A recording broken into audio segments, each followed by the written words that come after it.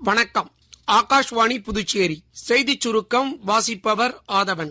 15வது புதுச்சேரி சட்டப்பேரவையின் 6வது கூட்டத்தொடர் வரும் மார்ச் 10ஆம் தேதி திங்கட்கிழமை காலை 9:30 மணிக்கு துணைநிலை ஆளுநர் உரையுடன் தொடங்க உள்ளது. இதுகுறித்து செய்தியாளர்களை சந்தித்த சட்டப்பேரவைத் தலைவர் திரு செல்வம், மார்ச் 12ஆம் தேதி நிதித்துறை பொறுப்பு வகிக்கும் முதலமைச்சர் திரு ரங்கசாமி 2025-26 நிதியாண்டிற்கான பட்ஜெட்டை தாக்கல் செய்வார் என கூறினார். புதுச்சேரி புதிய பேருந்து நிலையத்திற்கு பிரதமர் மோடி பெயர் சூட்டக் கோரி பாஜக சட்டமன்ற உறுப்பினர்கள் திரு ஜான்குமார், திரு ரிச்சர்ட், சுயேட்சை சட்டமன்ற உறுப்பினர் திரு சிவசங்கர் தலைமையில் சட்டசபை நோக்கி பொதுமக்கள், பாஜக நிர்வாகிகள், கட்சியினருடன் அமைதி பேரணி நடத்தினர். மகா சிவராத்திரி கொண்டாட்டத்தை ஒட்டி புதுச்சேரி காந்தி வீதியில் உள்ள வேதபுரீஸ்வரர் கோவில், கருவடிக்குப்பம் குரு சித்தானந்தா கோவில், வில்லியனூர் திருக்காஞ்சி ஆகிய சிவன் கோவில்கள், இரும்பை மகாகாளேஸ்வரர் கோவில், முலையார்பேட்டை காரமணிக்குப்பம் ரயில்வே கேட் அருகில் உள்ள சக்திவேல் பரமானந்தர் கோவில் உட்பட பல்வேறு சிவன் கோவில்களில் சிவராத்திரியை முன்னிட்டு விடிய விடிய சிறப்பு அபிஷேகம் மற்றும் பூஜை ஆராதனைகள் நடைபெற உள்ளது.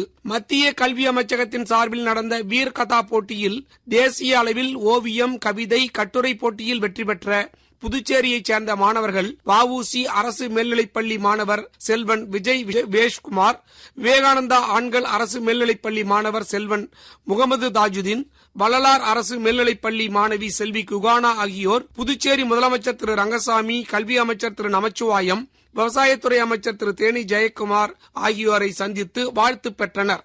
மக்களவை தொகுதிகள் மறுசீரமைப்பால் தமிழ்நாட்டுக்கு ஏற்பட உள்ள பாதிப்புகள் குறித்து விவாதிக்கவும், அடுத்த கட்ட நடவடிக்கைகள் குறித்து முடிவெடுக்கவும் அனைத்து கட்சிகளின் கூட்டத்திற்கு தமிழ்நாடு முதலமைச்சர் திரு மு.க.ஸ்டாலின் அழைப்பு விடுத்துள்ளார்.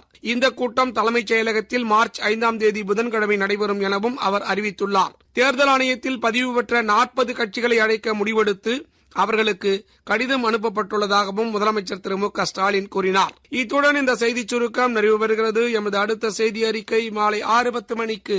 வணக்கம்.